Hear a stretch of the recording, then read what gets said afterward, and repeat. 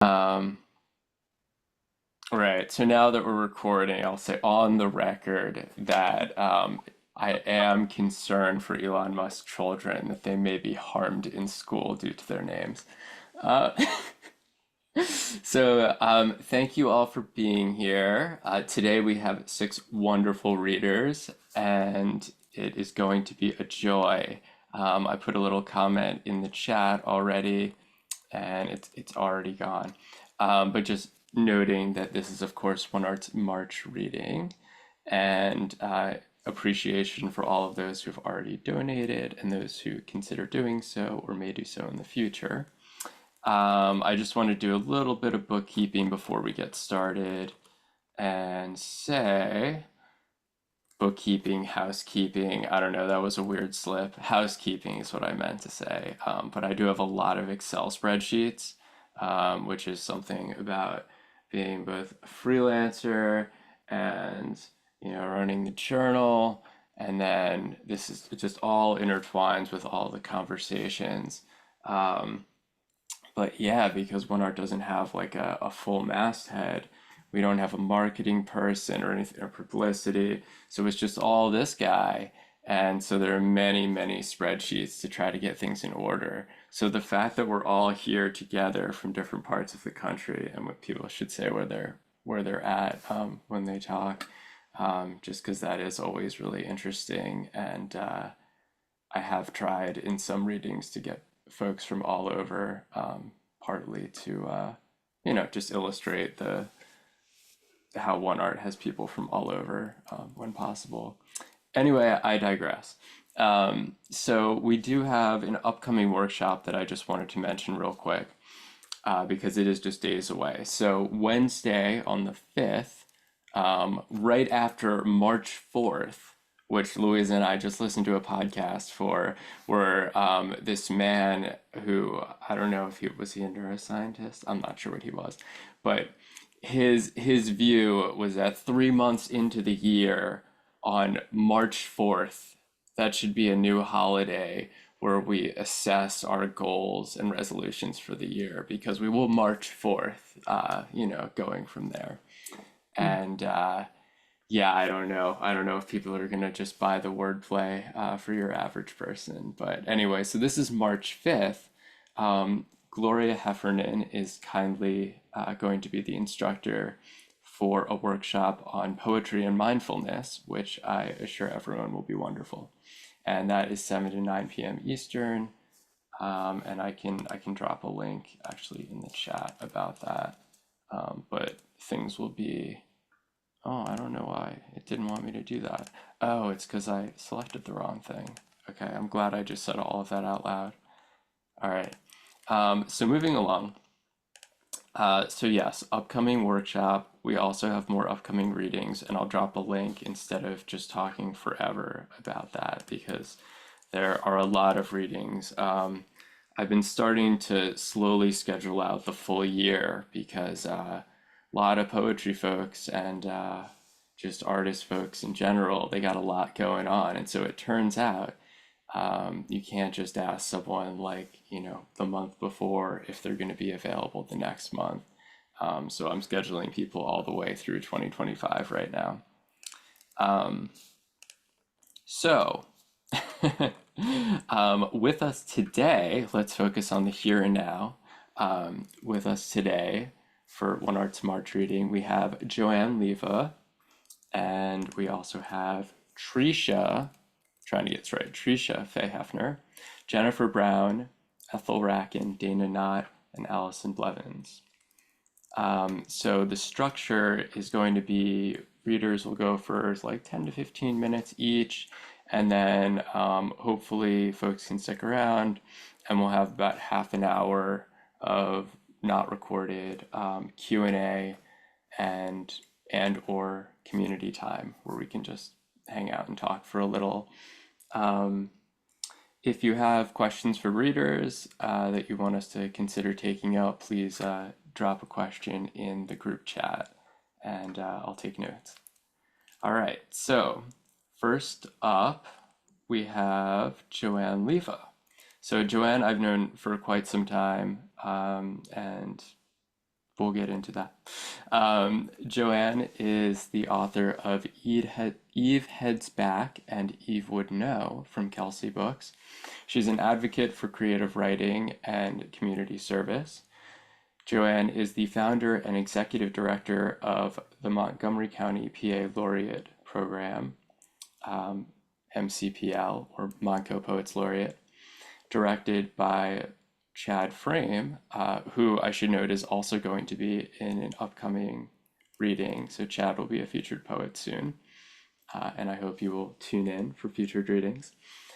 Joanne also oversees the new Montgomery County PA Youth Poet Laureate program, and that is directed by Evan Wang. Leva founded and has coordinated the Forgotten Voices poetry group and workshop the first Saturday of every month from the Indian Valley Public Library in Telford for over 34 years. And Joanne very kindly has had both Louisa and myself as guests, and I was amazed to hear that this had been running for over 30 years, which is basically much of my life. So that's amazing. Joanne's poems have appeared in the American Poetry Review. Peace is a Haiku Song, 50 over 50, Apiary, the Schuylkill Valley Journal, which I used to work for, Rag Queen Periodical, Mad Poets Review, Bucks County Writer, Transcendent Visions, and elsewhere. Her poem God Walks into a Bar was featured in Philadelphia Calligraphers Society exhibit and poetry reading, and a companion publication entitled Scripta. There's more. So let me say also that Joanne helps, well, I think Joanne can tell you about the Caesura Poetry Festival and Retreat, which I have been to, and it's amazing. And also the Montco Poet Laureate Program, which is a nonprofit, and we would love it if you consider a donation, and I will put links in the chat for that. Joanne Leva, thank you for being here. Thank you so much, Mark, for that lengthy introduction. I'm exhausted just listening to it. But I see some familiar faces. Hi, everybody. And a shout out to Dr. Rackin, Phyllis Rackin. So nice to see you.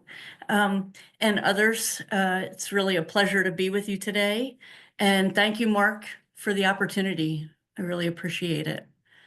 So for those of you who don't know my work, I thought I would begin with a little bit of a brief kind of introduction and what I pulled out from both books. I have a couple of questions for you to kind of consider. What makes something fascinating? What makes you stop and look twice? What makes you wonder or reconsider? In the poems I will share today, my goal is to explore the power of juxtaposition, mixing the biblical archetype of Adam and Eve with the natural, the surreal with the real. I explore and or create tension through contrast by opening up new ways of seeing things that seem familiar. And I thought I would read a series of poems from each book, kind of toggling through both. And then I will end with a poem from one of my favorite poets. I don't know if you can see this, Grace Paley, from Fidelity. So I'll begin with the first poem.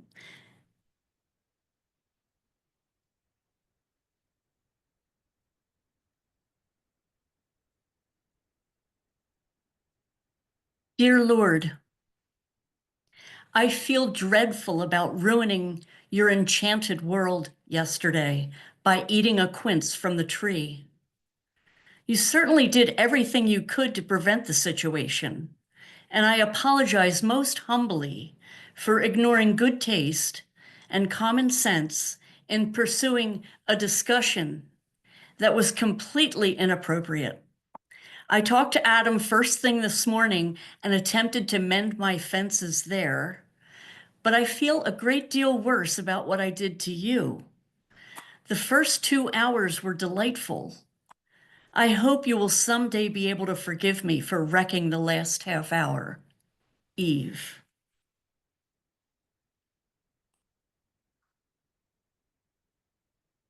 Bystander. It is midnight and raining. Eve's unblinking eyes stream with tears. Forever before her, the parish blue sky burlesquing. The same place, the next day, the story ends where it began. The emptiness of the earth is glimpsed through the curtain rising on a bare body bathed in gray light.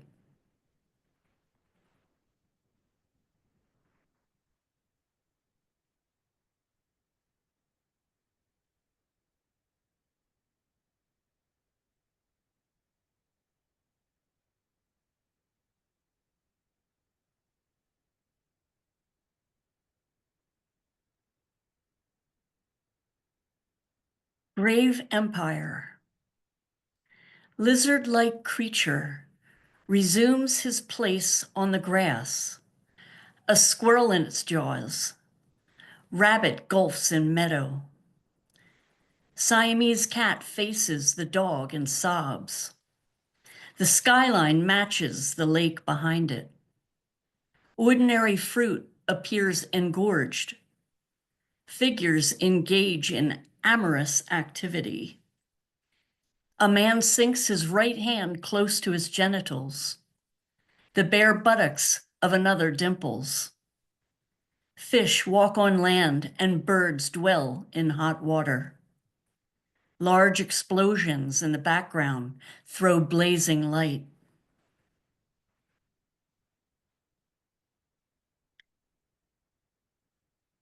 I'd like to add a question in the chat. What are you doing to prepare your garden?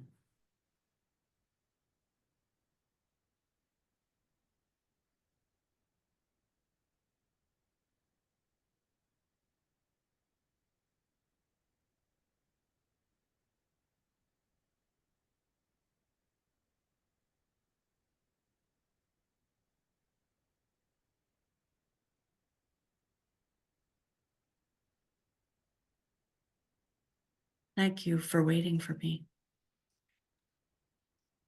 Okay. God walks into a bar. God walks into a bar and says, "Let there be light." Eve holds her Zippo lighter in the air in flickering tribute. She pierces the darkness.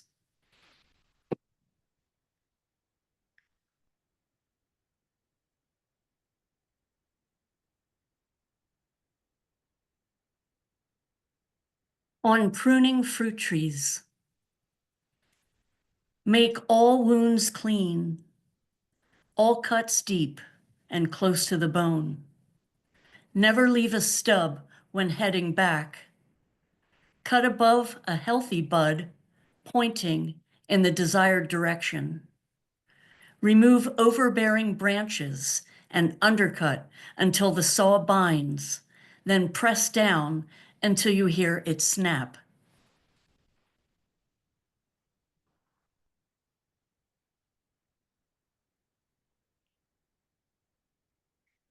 Wanderlust. When all danger of frost is past, dig and prepare for seeding. Spade the earth. Remove roots and rocks. After shaking off still clinging dirt, toss out sod and keep vigil for seedlings. Their twin, pale green leaves will push through the ground and you will have plenty.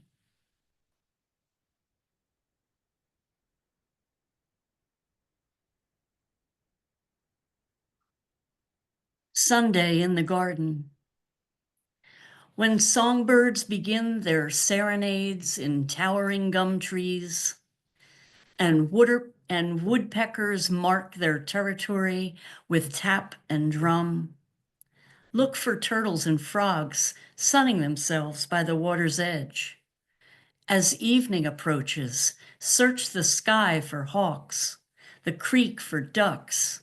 Watch dragonflies swarm and turkey vultures soar.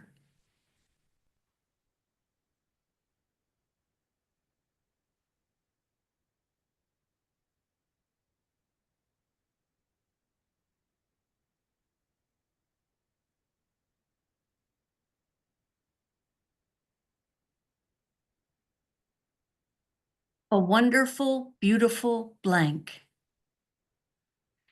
Eve feels ephemeral when she's weeding the garden. She breaks ground, calls for corn and tomatoes from the loose, crumbly, sweet-smelling earth.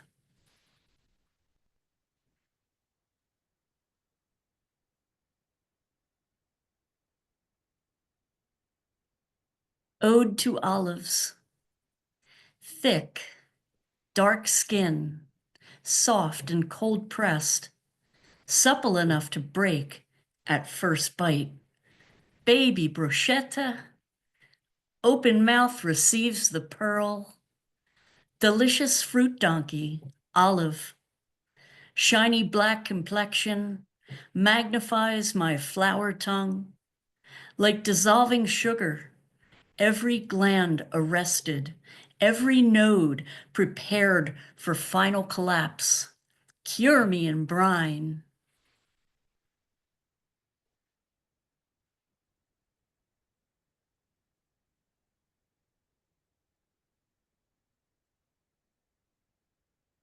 Puffballs.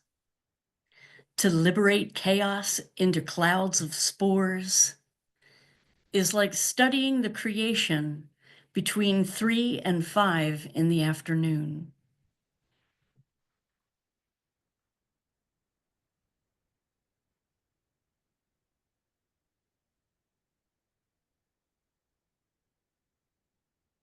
Good in greenhouse. Save a few seeds. Pardon me, let me start over. Sorry, it's a haiku. Good in greenhouse. Save a few seeds for the birds, but keep the rest for the fall from grace. And that's the end that I will share of my work. What I'd like to do now is share a poem by one of the poet women that I totally admire. Her name is Grace Paley, and the poem is Let the Day Go. Who needs it? I had another day in mind, something like this one. Sunny green, the earth, just right, having suffered the assault of what is called torrential rain. The pepper, the basil, sitting upright in their little boxes, waiting, I suppose, for me. Also the cosmos, the zinnias nearly blooming. A year too late. Forget it. Let the day go. The sweet green day. Let it take care of itself. Thank you so much. That was wonderful, Joanne. Thank you. And You're welcome. Grace Paley, hard to compete with. Excellent poet. I love your Eve books, and was thinking that a lot of poets try to write about Eve, but you definitely did something unique and special. So I hope people will check it out. So next up, we have Allison Blevins with us. Allison is a queer disabled writer and author of 5 chapbooks and 4 collections, winner of the 2024 Bartlome Prize and 2023 Lexi Renitsky Editor's Choice Award, and the 2022 Lo Millar Poetry Prize. Allison serves as publisher of Small Harbor Publishing and lives in Minnesota with her spouse and 3 children. I can link to her website in the chat. Um, if you would like to support the Blevins family during the current health crisis, you can donate to their meal train or purchase an item off of their Amazon wish list, which I will also put in the chat. Allison, thank you so much for being with us today. Thank you so much. This is such a great crowd. And Mark, I just appreciate everything you do for the poetry community. You're a real blessing, and I'm grateful to be here. I'm going to start with a couple of new ones. Apologize if I have a hard time getting through them, but we'll give it a go. Earlier, Jane Kenyon. Earlier, Jane Kenyon entered a conversation, both omen and curse. So many poems begin after diagnosis, many of yours, and now all of mine. Lady Jane, our oracle of otherwise, remind me to slow down. I am in no hurry any longer to get where I am going. This one, the title is only relevant in my own mind, so it's probably not the right one. It's titled Fucking Florence and the Machine and the Dog Days. The song always makes me cry. So many befores and afters. We get takeout and watch Glee on Netflix. Now we have this before and after. MS seemed slow. Everything about cancer is quick. Do I write the children letters for each occasion I might miss? Looming over the kitchen pots, changing ribbons, each May rain and how wind flings color about. How will they find happiness, always waiting for a letter to appear? Maybe just one for each. But what does one letter tell a child about the stranglehold of love? How, for them, I'll lean into this grip, push hard and hope to bruise.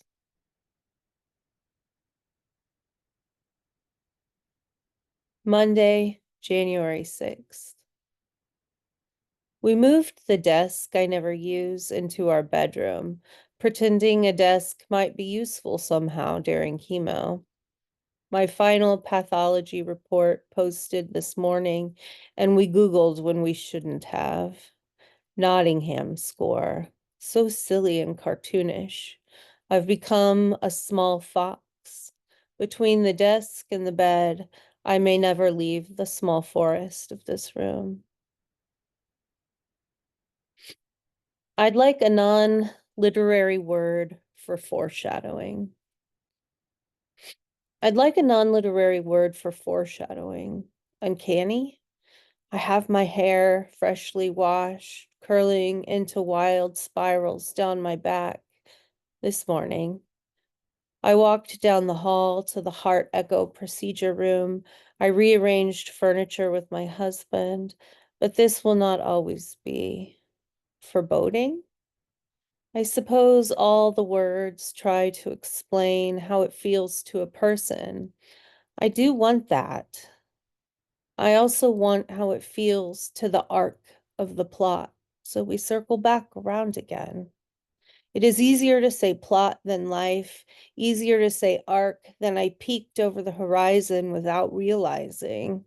I fell and my stomach dropped, my arms waved above me, and I screamed and screamed. I know I did, but it didn't mark my trajectory. I didn't even notice the ground rushing faster and faster toward me. I'm going to read a couple from my newest collection, and it's Where Will We Live If the House Burns Down? The collection is a little bit of an odd thing. It's well, it's hard to explain. There are characters called Grimm and the Sergeant, and they're the central characters of the book. and I am Grimm. But then there's also this really fun narrator who I also am and who becomes increasingly sort of unhinged throughout the book. There's no titles because each piece is just a short piece, and they all work together. So I'll read you a couple. The sun is so much Grimm. When the two stand alongside each other and the sun from a near window runs between their bodies, mother and child bend light. Light like snakes and clouds and cotton form around the bodies. Grimm remembers her eyes making shapes and sounds and monsters when she was young and on drugs, before she was Grimm, before she was mother or wife or a body locked into a body. She was a girl so light she had to take drugs to tether her body to the ground. She had to cut neat rows into her arm and leg. The rows were to remind her then that she even lived in a body. Next to her son, Grimm can feel his weightless body searching for an anchor. Before he was a son or a child, he was the air she coughed from her black slicked nose and lungs, the blood she wiped from rose into her skin to paint patterns, the blood she licked from her salted fingers. Before the sergeant was the sergeant, he was dandelion milk, green and tacked to his mother's fingers. He was a dish of cream and berries. He was a roller skate, a ponytail, a piano, a field of cows, wild, yowling barn cats.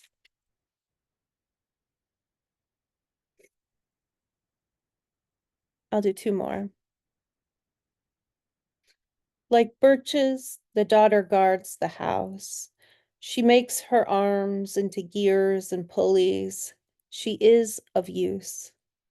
Like car-lined residential streets, like book-lined shelves, like coat-lined closets, wallpaper, pedestrians, rugs, grease, leaves. The daughter wraps them all in her long golden blanket, squared with black and green patchwork like a kiss. The daughter remembers every number, knows how to tie a bandage. One day, the daughter will tell her children about her singing, like calming echoes, the tweets and trills of everyone who ever left, like picks buried hilt deep in rock. Her canary voice skims around every room in the house. Some nights, Grimm and the sergeant sit together in silence on the bed, companionable. The large orange cat between them snores low and deep. An inexperienced observer of sleeping cats might imagine the snore begins in the bulge of belly. The cat often attacks segments of legs unexpectedly while the sergeant pushes ground meat in a pan or shaves. Only the sergeant and the daughter. The daughter is an antagonist cat lover. The daughter can't let sleeping cats sleep. She must press her face into the soft tufts of fur between ears, like Grimm presses her face into the bottom of her children's feet, smells the soft crevice where toes bend. This is the smell that binds mother to child. Thank you. Thank you so much. Thank you, Allison. That was very powerful. Hard to find the words there, but I thought of a lot of poets. I wondered when you were going to read, the poems with Grimm and Sargent, if it was going to be Berryman, and it did not. It was much better than Berryman in my did in his own way, and in a time yours felt much more updated and interesting for. And then like the been talking about, what it's like to be sick, really. I don't know, Max Riffo is someone who comes to mind. The subject, as someone who, was very sick at far too young an age. So thank you so much, Allison. That was a really special reading. Okay, so next up we have Tresha. To be clear, Tresha Faye Haefner, an award-winning poet, performer, educator, and general facilitator of fun times. Her work's been widely published and garnered several awards, including the Robert and Adele Schiff Poetry Prize, the Pangea Prize. Her first book, When the Moon Had Antlers, from Pine Row Press, came out in 2024 and was a finalist for the Glasslyre Poetry Prize. Tresha is best described as an eco-poet, a travel poet, and a performance poet. She writes words for the stage, page, coffee shop, words for sitting under a tree alone, or under the shade of a tree, perhaps, and words for reading to someone you love while rowing them down a river towards dawn.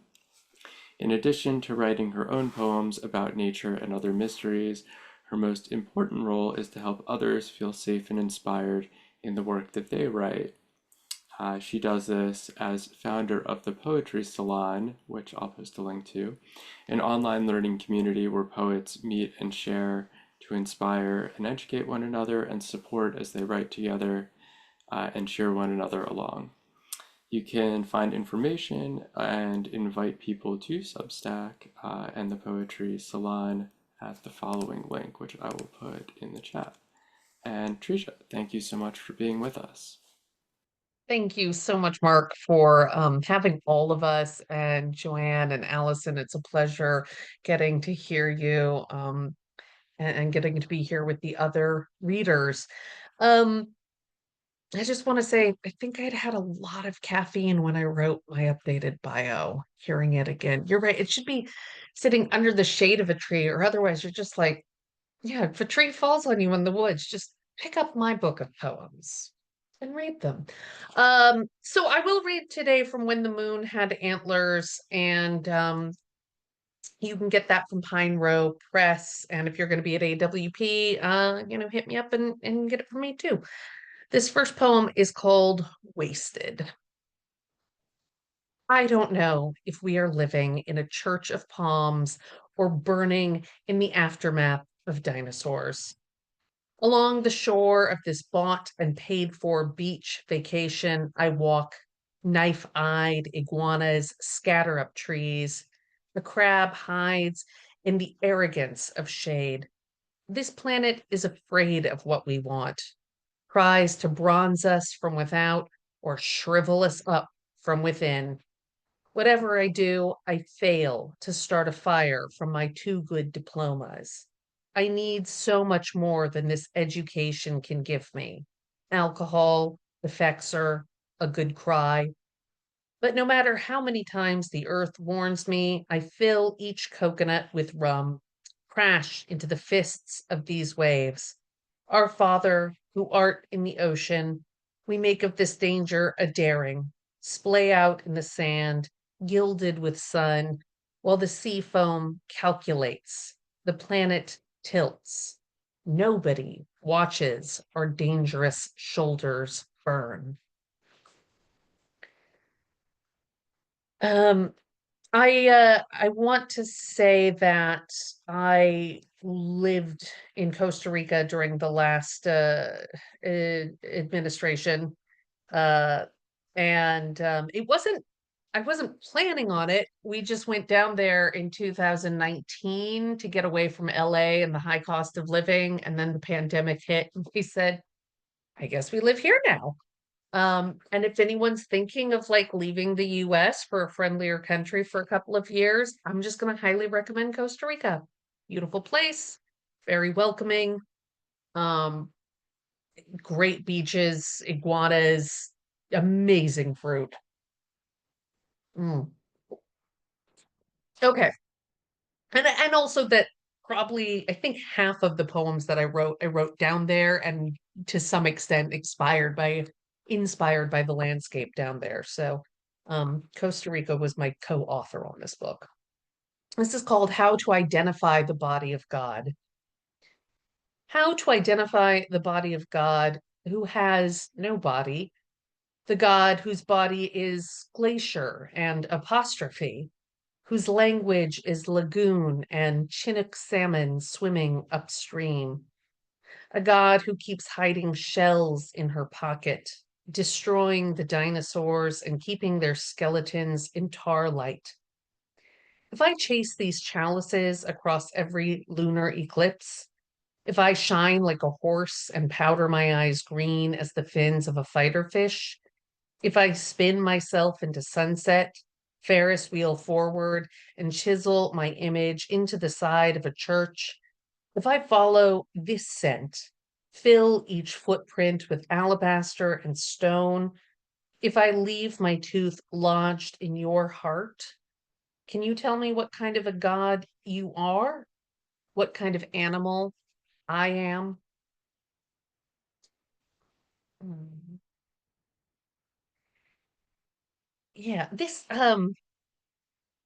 speaking of Costa Rica, small geography update. It's not an island. Uh I am surprised by how many people say or ask like, "Oh, how do you like living on an island?" When I was living there and surrounded by water, two coasts surrounded by water. It is actually a country in Central America, though. This is a poem that I wrote for the island of Hawaii, which is in fact an island. There is an island where we are always locked out. At quiet o'clock, it reveals itself. Island inside another island.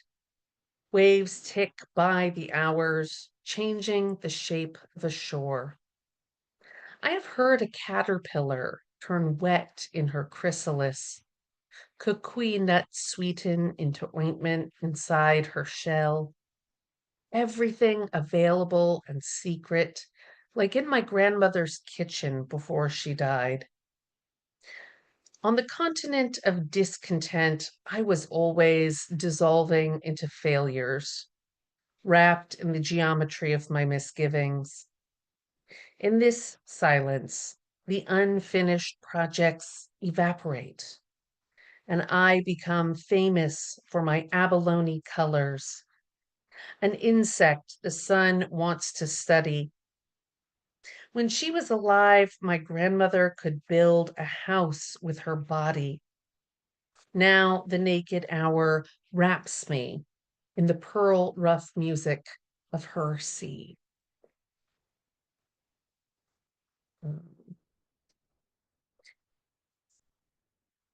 And I'm just trying to, oh, yeah, I'm trying to be mindful of the time here. Um, yeah, okay. So also during the pandemic, I'm sure we all took time to do random Google searches and read a lot more than we usually would, or, engage in some other kind of destructive behaviors. I started following questions like things like, why is Paris called Paris? Um, and why is Paris the most beautiful city? And then I just find, you're like reading and watching all these YouTube videos on the catacombs and finding out that, all the bones of people from 1200 years are underground Paris now, and spending all afternoon looking at statues of the dead that have been turned into water fountains and tourist attractions. Um, and then you're a poet, so you write about those things. So, I have a poem in here called When We Named It. When we named it, the hunter moon hung its horn from a cloud. Moss glowed on a rock. Men rose from the rivers, green on the banks of the Seine. The stag muddied its antlers. We drank beside it, ripple shine, star gardens. Our hands are knifing, stone into fish, fins, faces. Now we stand under the old statues, asking, where have they led us? The people we once were, carving up the earth into houses and towers, cities and catacombs, all the changes we have worshipped, all the gods we animals have made. Um, you know, Joanne, I think, had, um, you know, was talking about what her poems are about. And I was thinking, I don't know what my poems are about. Um, I mean, I kind of do because obviously, you put a book together and you start to see some themes and stuff. And I've had people accuse me of just saying that I write, like I'm trying to bring people on vacation with me. And it's true, I love to travel and I love a beautiful scene, but I think really what I'm writing about is humanity and kind of the way our minds work. Like what's similar across cultures, what's different across cultures. What is nature doing? Nature's so diverse, and yet, so we depend on it and we can adapt. We can live like everywhere, which I think is just so interesting.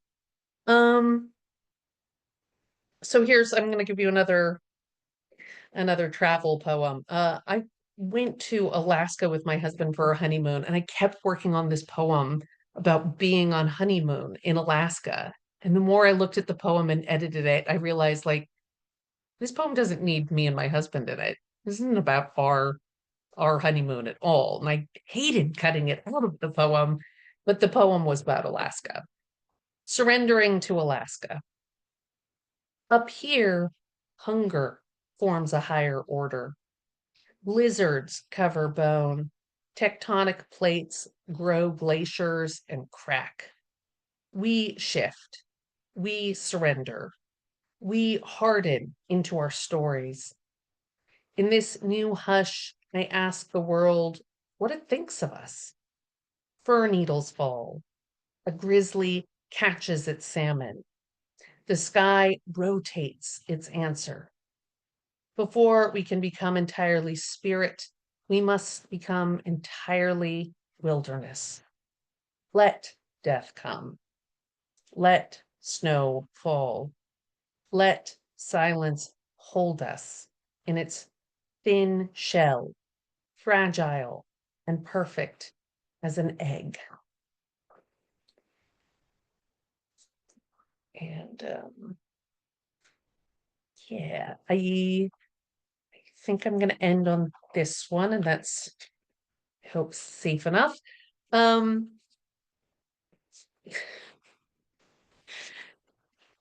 so we're poets, right? Which I hope means we're all in therapy. I am. And before I went on this wonderful trip to Hawaii, my therapist was like, "Hey, here's a good therapeutic exercise. Uh, Fire your old god and hire a new one." And I said, "That's why I like you, because you give me creative writing assignments." Um, and so I had this going through my head, like firing my old god, hiring a new god, and then I was in Alaska, Hawaii, slightly different place, and bought a ukulele, and immediately the strings broke. And then I had a poem. This is called My New God Plays the Ukulele. My new god plays the ukulele, knows how to mend the strings, is stuck on this island with me, gets hungry at regular intervals, does not check their clock. My new God is deaf to praise, lives in a world of silent sinners, loves the Brazilian cardinal, lusts after the color green. My new God worships honeybees, keeps track of their numbers, is replanting milk thistle and clover, is protecting scorpions and snakes, whistles silence like a sea hawk waiting overhead in the trees. My new god wastes mangoes, wastes hours they invented sleeping in hammocks with a cat curled in their lap, Let so many things rot and die and come back as sapling or dream. My new God likes to swim in the river, race the boats like a doll's porpoise, appears to us in the body of a stranded whale, wears the fins of a shark, cuts you like coral. My new God fattens our hands with honeyberry, plumps up the skin with bee stings, talks to us in blister, is trying to get our attention. My new God breaks the tree with lightning, the sidewalk with seedling, heals the sunburn and every scar, calls to us in the lonely voice of a gray-eyed loon. My new God is everywhere, reflects itself in the shimmer of pond water, enters the body through a wound. Thank you all so much for being here, and thank you again, Mark, for having me. That was very impressive, Trisha. Thank you. So, I think others will agree that that was both a great reading and also a convincing display of your abilities as a workshop leader. So, I think people should check out the Poetry Salon. As you can tell, this is someone who can instruct others on poetry. Um, so, next we have Dana Knott. Dana Knott's writing has recently appeared in The Selkie, Moss Puppy, Minerva Rising, Cosmic Daffodil, Dust Poetry Magazine, and elsewhere. Her micro chapbook, Funeral Flowers, was published by Rinky Dink Press in 2024. Currently, she works as an academic library director in Ohio and is the editor of Tiny Wren Lit, which publishes micro poetry and micro chapbooks. And I can link to Dana's profile on Chill Subs and poems of Dana's in One Art.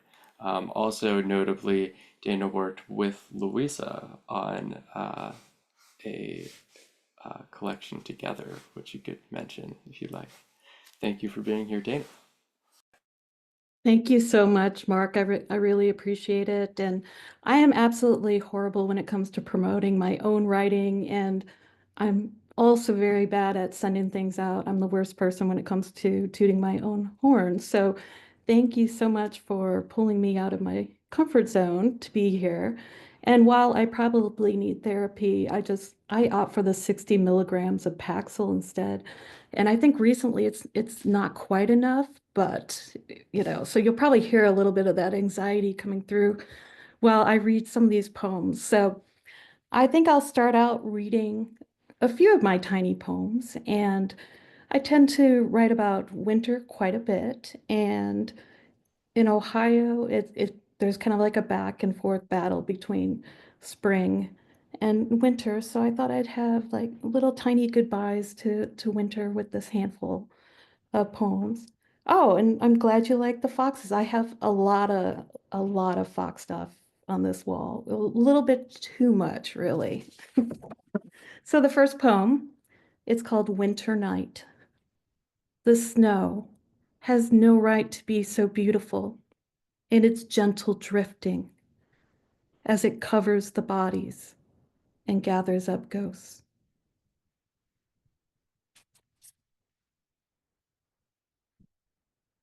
Winter solstice. Even with his body next to mine, I tremble as if alone. Outside, snowflakes wander like discarded prayers. Winter light. It is deliciously cold in this room, our bodies ribboned together under Egyptian cotton sheets and the weight of ghost. Let our dreams unravel the sins of our weaving as Christmas bulbs flicker like gaudy fireflies trapped under snow. Yeah, I have a lot of passivity, I think. I think passivity in my poem and sometimes the overmuch. And I would say this last week in Ohio has been a bit much with the trans bathroom ban and the removal of DEI, especially when DEI is so intrinsic to what we do and the beauty of life. So during the pandemic, it really was kind of a stressful time for me as a poet, and I wonder if many of you felt the same way. It's when I founded Tiny Wren Lit, but my background is in English literature, and I was always really obsessed with the pre-Raphaelite model poet artist Elizabeth Siddal, who was known as the wife of Dante Gabriel Rossetti. But many of you might know her as the model in Millet's famous painting of Ophelia, which is in the Tate. And also you might know of Lizzie Siddal from her husband putting his manuscript of poems in her coffin and then having her exhumed 7 years later to retrieve them.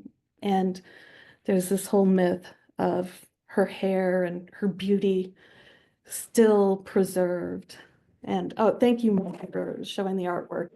And it's one that's really haunting. So I wanted to share a poem that is influenced by her perspective of being the model in the bathtub. Girl drowning. What does he know about the pathology of a heart and a drowning girl whose red hair radiates like polysiphonia?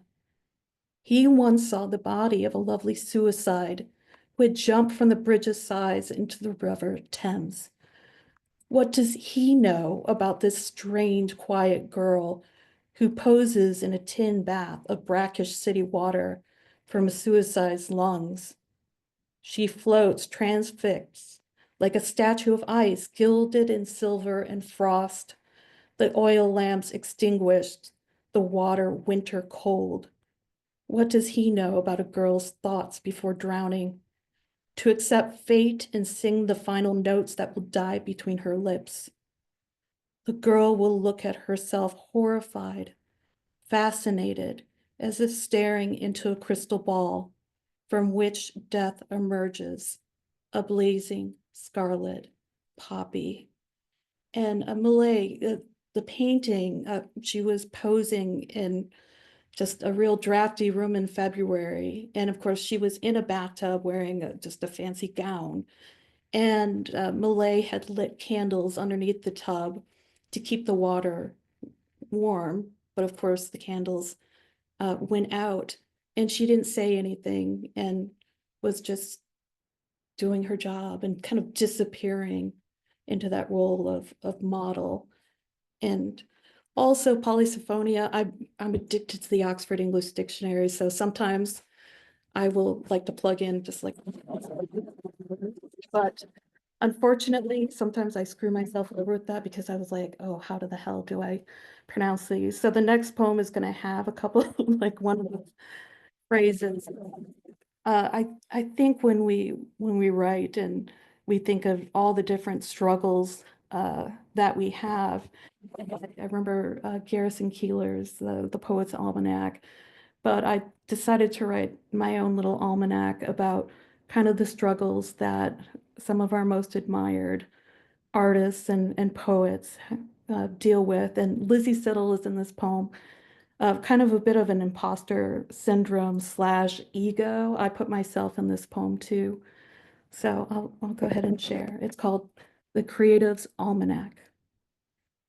The razor and the severed ear, the color yellow and the crows, the tincture of opium, the drops, the taste of cinnamon and honey, the rabid dog bite, the red hot poker, the king's evil, the barking cough, the voluminous pockets, the river stones, the voices from the deep, the constant weeping, the weeping willow trees and bouquets of white lilies, the unripe figs and heavy wet towels, the headache, weariness, and sleep, the little points of color like confetti, the cold, the fever, the starving heart, the hyperemesis gravidarum, the childbed fever and the bloody birth, the fragrant cigars, the electroshock, the slamming drawers and the fragile brain,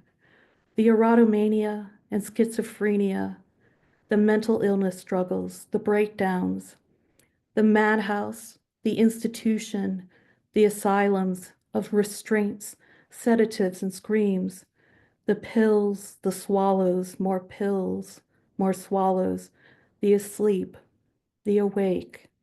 On this date, someone died. On this date, someone survived.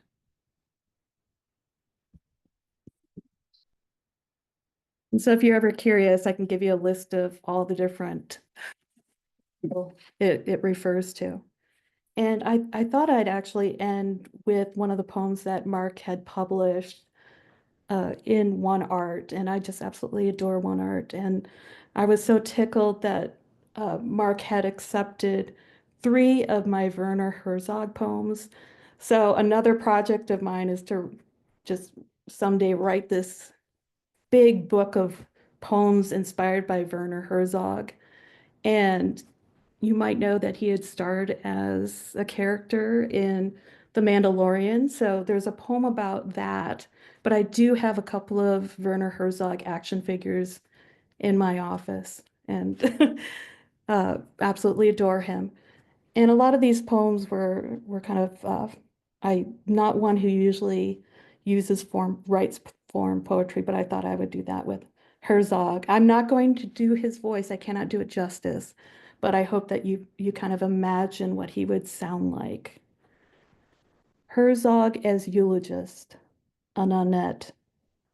Please ask Werner Herzog to narrate my end of life and all my dreams. He will say, life is chaos. He will say, life is pain. We will all vanish, not with a song, but with screams like ripped seams. Thank you so much.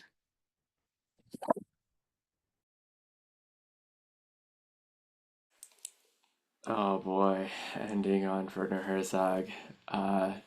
So fun, sort of the best nihilist of modern times in the fun nihilism. Really puts the fun in nihilism. Not everyone was so fun about it. I think a personal favorite of mine is Emile Cioran, who was an understudy of Nietzsche, who I think is very funny. But I've talked to basically only one person who I know who's a big fan, which is Danny Lawless, who edits Plume. And Danny was just like, "What are you talking about, Mark? He's like complete nihilist." I don't know.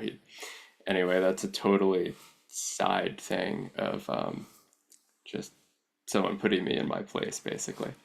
Um, Importantly, about Dana's reading, though, that was an amazing reading, and part of the pairing of Dana's reading with the other readers here today was specifically, ooh, that was me knocking my own headphones out, was specifically thinking of both Jennifer and Ethel also write short poems, and I think there is some kind of interworking or intertwining kind of factors that we'll likely see.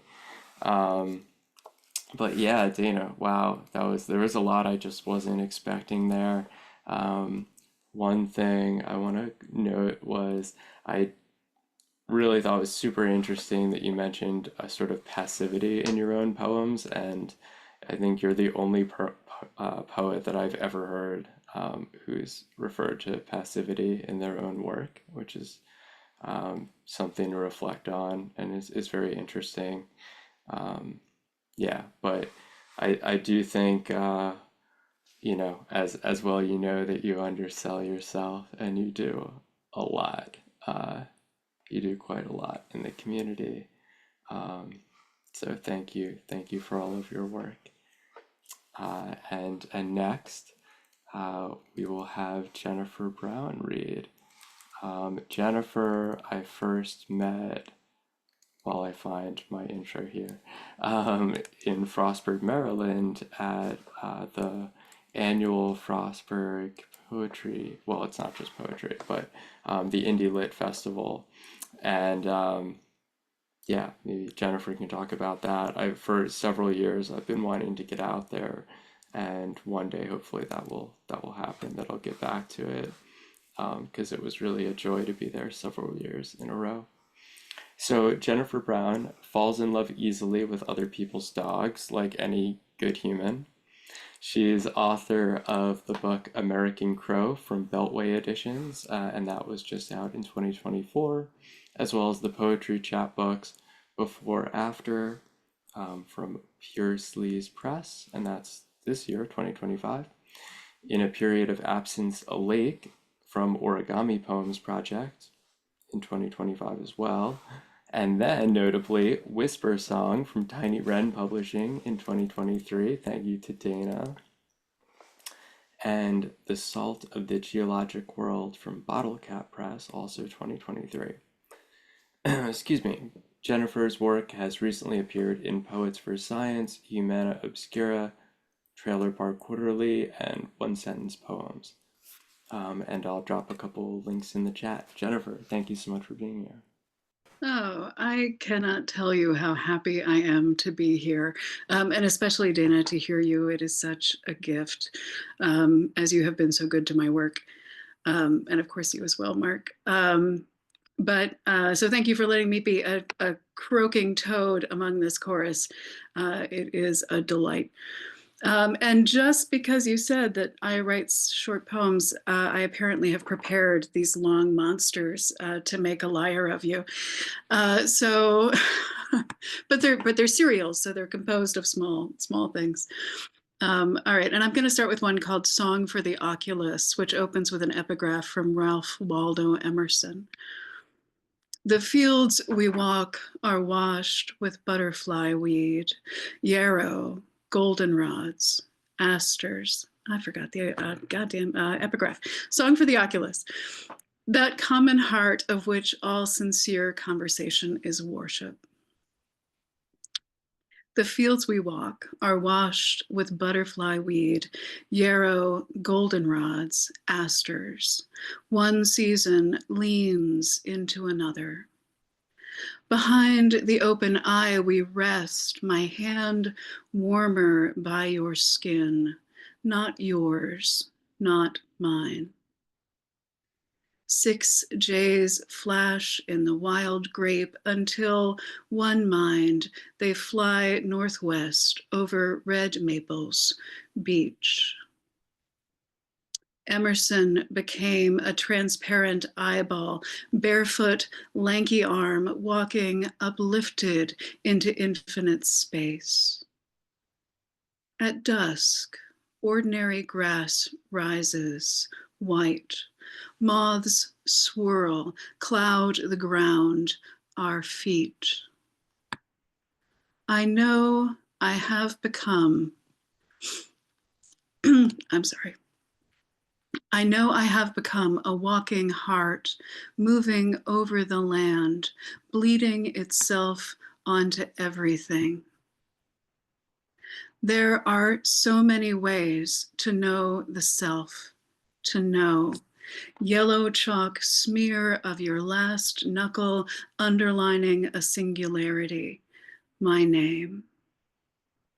My love, stop and rest. When the sun rises, light will fall on your shoulder from this undressed open window. The flowers that bloom and wilt and fall will be buried, a blankness of snow. They will seed the ground, lengthen the waiting earthworms.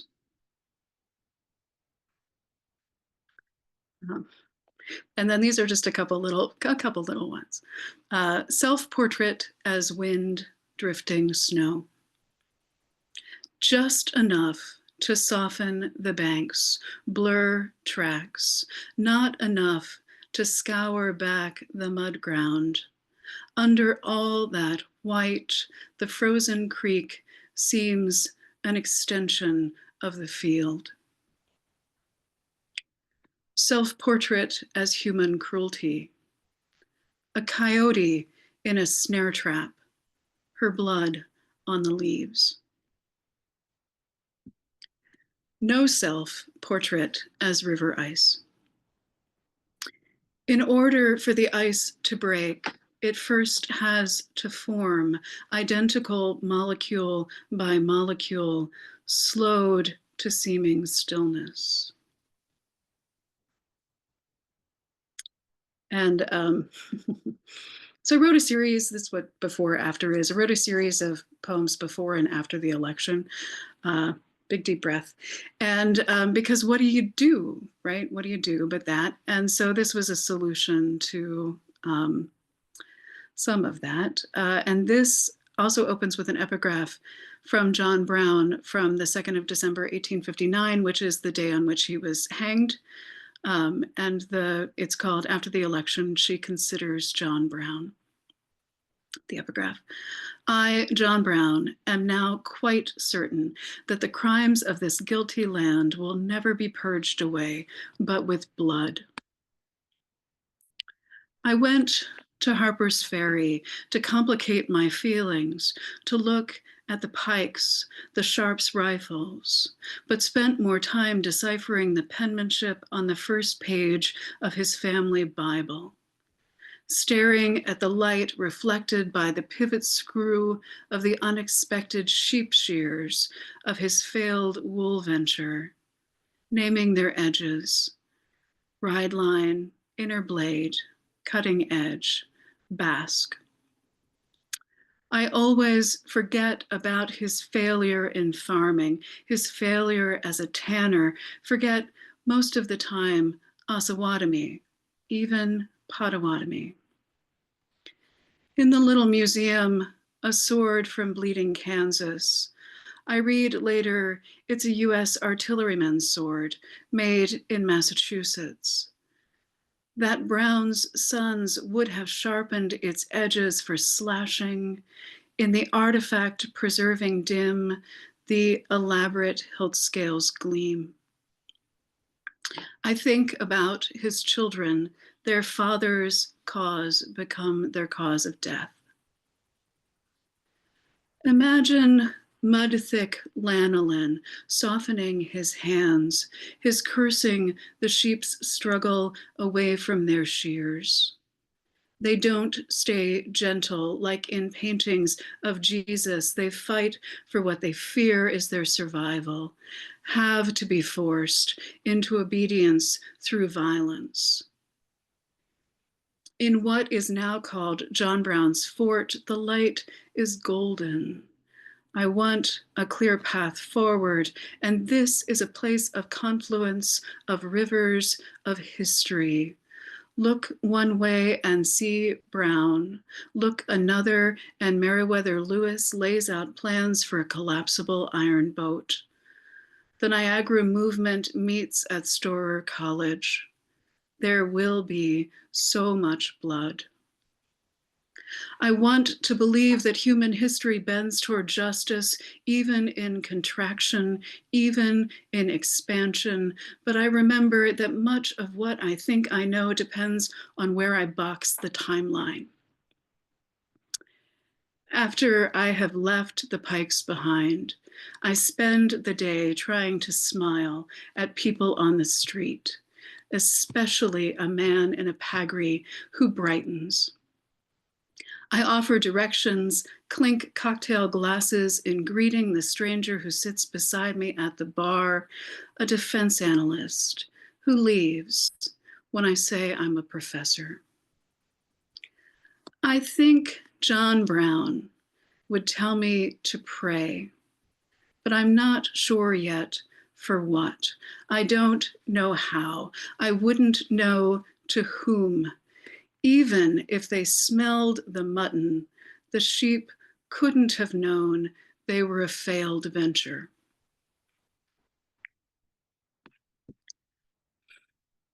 Sorry. This next is A Little Golden Shovel, right? Working with the poem Waiting by John Burroughs, the other John Burroughs, 1837 to 1921.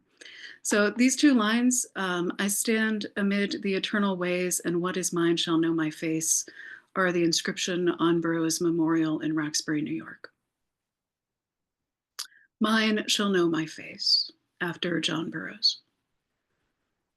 A low sun thaws frost. I listen to the soil, stand with prickled ears amid uncrisping leaves. The seeming dead, eternal, breathing in their ways. Oh, and this, just one last is another serial. It has in it, people love dictionaries. I love etymology dictionaries. And so there are etymologies here of the word render. They're from the online etymology dictionary. I will mistreat the Latin and the French. This is rendering. Hand-dipped beeswax candles hang over dowels, a connection at the wick, what persists between them. It is the body of the bee that makes wax, chewing chemistry of saliva that softens, makes it pliable. I tell myself, do not think of his abdomen, his mouth, of his tongue. I know the yellow stuck shades bees full pollen baskets. We have walked the same fields, buzzing. My hair smells of phosphorus, burned matchstick, and I think we have been one ignited thing breathing, transformed.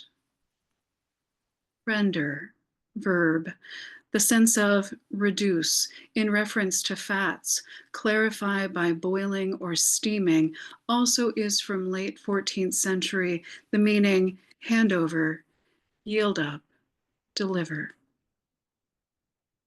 Mystery of hive, in their short lives, such sweetness, their cooperation. You have said we are two organisms sharing one heart.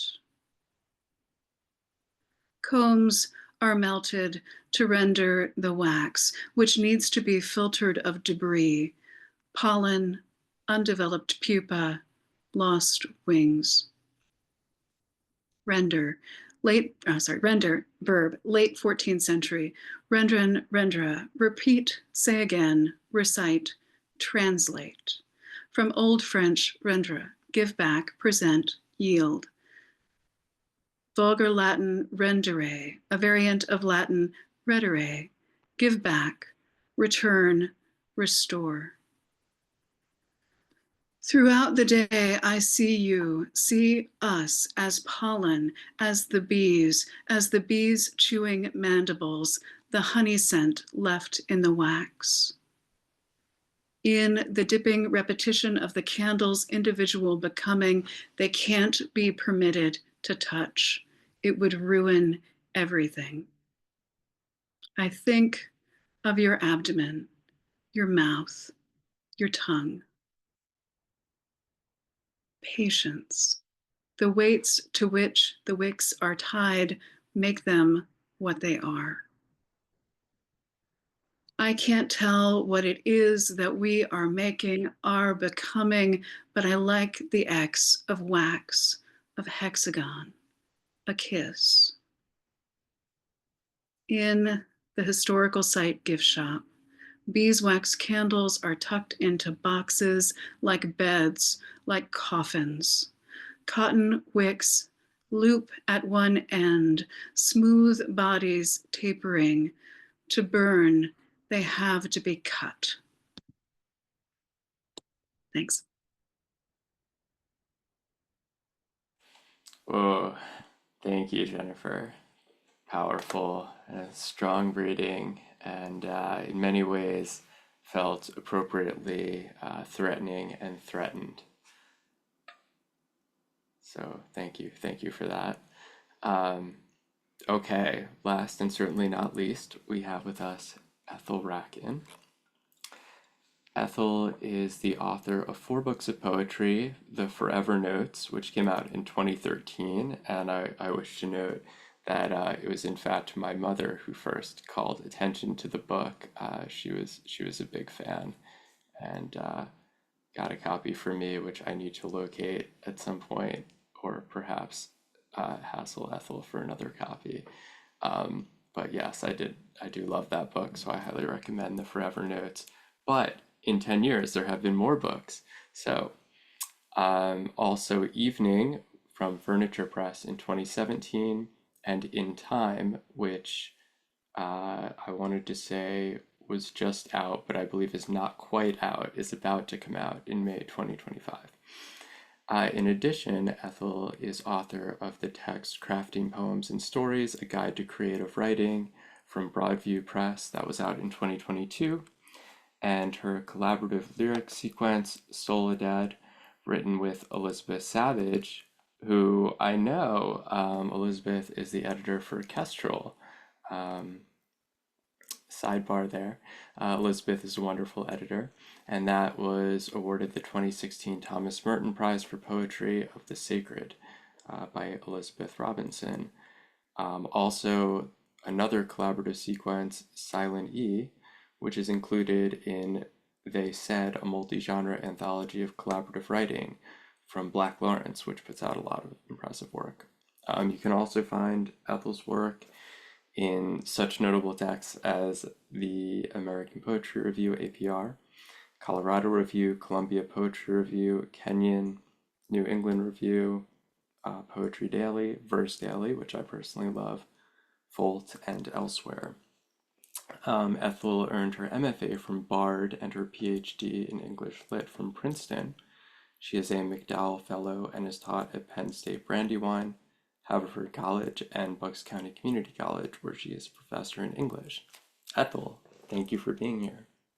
Thank you so much, Mark. It's such a generous person you are, and I'm so grateful to you and Louisa for all you do and for your wonderful journal. I feel like it's just, you've done such an incredible job with it. And I'm not just saying that because you've been so generous and kind to me. I just feel like your editorial intelligence is bar none. And thank you for having me here today. I apologize. There's maybe a bit of snoring in the background from my small dog. I'm trying not to take it personally myself, and I hope you all don't either. I've been thinking a little bit about what the purpose of poetry is. I know we don't have time to launch into that, but I've been thinking, especially in this time that we're living in, what's the purpose of it for me? Why does it matter? Why write? Why go to poetry readings? Why read with other poets? And my preliminary thought about that, it's very much in process, is that I think it has to do with our shared humanity, and I think it's more important than ever to be practicing this art, and even more importantly, to be sharing it with each other. So I'm very grateful to be reading with all of these poets I admire today. So thanks again for making it happen. I'm going to read a handful of poems from In Time, and it is imminent. The publication date is May 1st. You can order, if you want to advance order on WordWorks Press, you can place an advanced order, or I can just send you a copy since I have a handful. The first poem I'll read is called The Greening. The Greening. I walked beyond the stone fence, down the winding road, into a neighbor's yard, and stood looking into their pool. Where was I headed? The road seemed a dead end, given the urgency of everything. The flowers dying violently, stems truncated from heads, as if they'd never come back. The pool, the lawn, the fence, all shrouded in shades of green, though most of the hues were sickly holograms of their former selves, or so I thought. Had I lived long enough to reach back to a past where it wasn't already happening? By it, I mean the Great Migration, which none of us could wrap our heads around, even those who'd watched their cars float away, their houses burn. By this time, the birds were singing more loudly to reach each other over the general din, and the sea of green enveloped me then.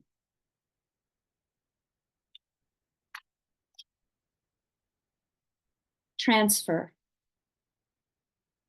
I tried all the things, made a book for you, signed, sealed, carried you across an ocean.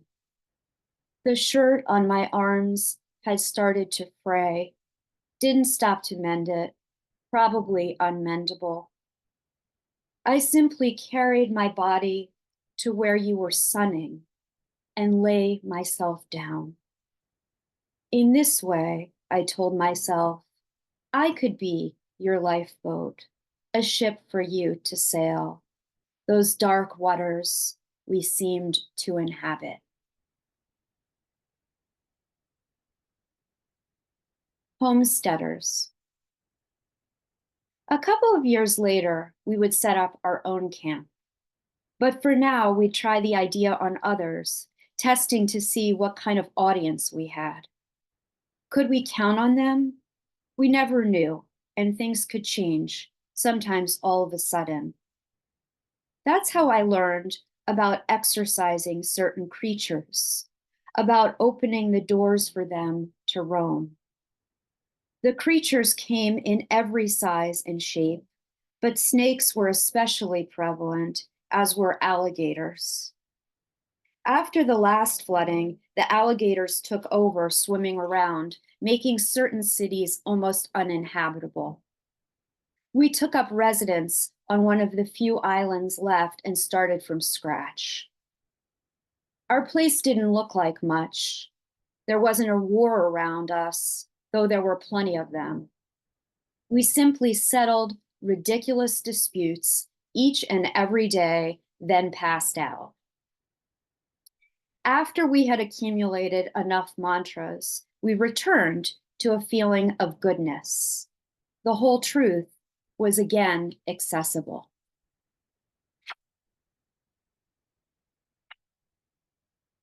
Fire. Before paper became a rare commodity, before the need arose to go anywhere, to put on anything special, there was a longing in me that would not be named. There was a lion breaking free and a child who kept caging him. By this, I don't mean I was unhappy, since happiness seemed difficult to define, only that I wanted something and couldn't be sure of its whereabouts or how to capture it. Sidelined, waiting for a better time. That's how the need developed. If I just waited long enough, I too, even in my shortest, most female form, would somehow, as they say, emerge. Now I see that emergence carries with its root multiple associations with water, including from the Latin mergere, to plunge, and that it takes a needful wish to plunge or burn through whatever it is that keeps us from being alive. I think we get some dogs. Here we go. Got some dogs in this one. Belated. There was no need yet to start packing my bags. The sky, I remembered, was still the sky. The stars aligned on a clear night, though you could hear the distant cries of animals and couldn't be sure they were actually there. The meat had different names. The produce was gigantic, brightly colored, and came with labels to remind you of the taste and smell. They hadn't yet been perfected. Dogs who weren't mine had joined my pack, and I couldn't tell them apart. It turned out I needed both dogs and people, all of them. I needed them to get out of there. I gave money, what was left of it, to an old acquaintance fighting cancer. The family didn't want the strays when I tried to return them. By the time I made it to the party, I had fashioned myself in layers. I'd gathered my dogs, my other things. I could think of no place I'd rather be, and the mood was triumphant, except for a feeling I was leaving it all behind.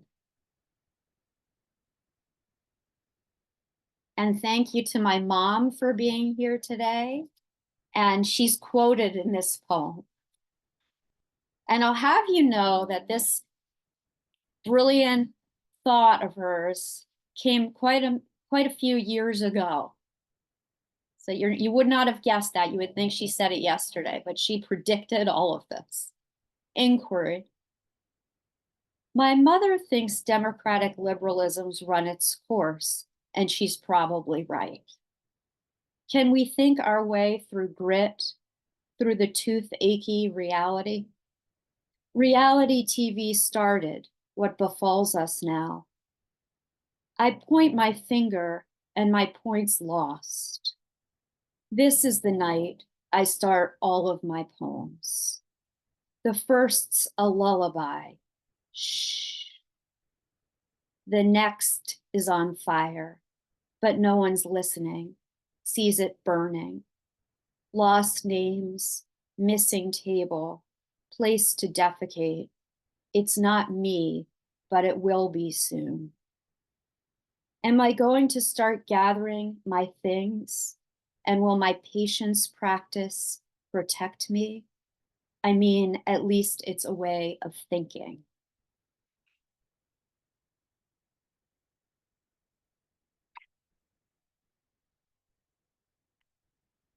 Let's see, better speed up a bit here. I'm going to read a few of the short poems that have appeared in One Art. Thank you again, Mark. This late in the day, the sky's thirsty tilting, staring down on us. All of it, the drinks, drunk, as you and I might slip into the kind of trance we were in at the beginning, if we're not careful, if it's still possible. A solitary box is arranged. To you, it's just a box, but to me, it holds so much forgiveness. A way out. The shells you wear, you withdraw into. By staying motionless, you prepare a temporary explosion, not to say whirlwind. It's in your nature.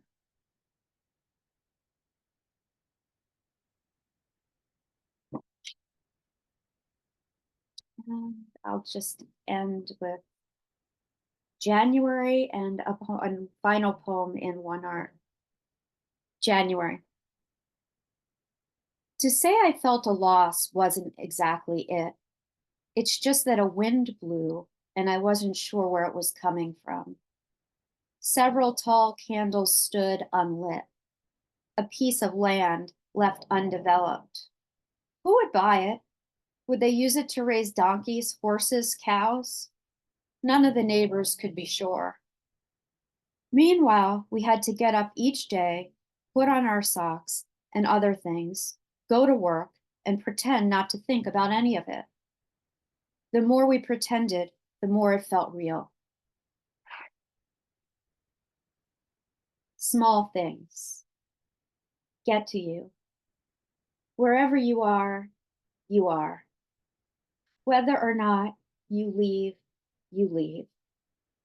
This flowering triangle will come to nothing if you're not steadfast or true. Be the wind in sail, all precious metals. Thank you.